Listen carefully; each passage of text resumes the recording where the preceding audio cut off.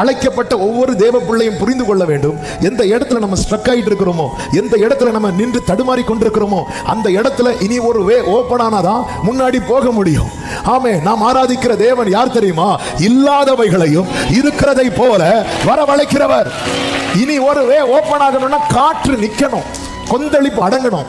இதை செய்யறதுக்கு யாருக்கு முடியாது அப்படின்னா இந்த சீஷர்களுக்கு முடியாததை அசாத்தியமானதை சாத்தியமாக்குகிறவர் தான் நம்மை அழைத்திருக்கிறார். வேதம் சொல்லுகிறது, அவர்கள் தண்டு வலிக்கிறது வருத்தப்படுகிறதை கண்டு அவர்களிடத்தில் அவர் வந்தார் என்று. கொஞ்சம் இமேஜின் பண்ணி பாருங்க. ஒரு கொந்தளிப்பு, கடல் கொந்தளிச்சிட்டு இருக்கு, காற்று அடிக்குது. இது எப்போ நிக்கும் பாத்தீங்கன்னா நல்லா அடிச்சு முடிஞ்சதுக்கு அப்புறம் தான் நிக்கும். ஆமென். பலமா அடிக்கிற காற்று கொஞ்சம் கொஞ்சமா முடிஞ்சு நிற்கும், கொந்தளிப்பு கொஞ்சம் கொஞ்சமா. அப்போ சிச்சுவேஷனை பார்த்தா உடனே எல்லாம் நடக்கிறது மாதிரி இல்ல. நம்ம நிறைய சிச்சுவேஷனை பார்த்து நாமளே ஒரு கன்க்ளூஷனுக்குள்ள வரோம், இதெல்லாம் உடனே